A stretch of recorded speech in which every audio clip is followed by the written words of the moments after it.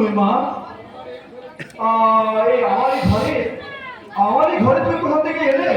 আপনার ঘর? হ্যাঁ। আপনার ঘর মানে? হ্যাঁ আমি তো এই বাড়ির কর্তা।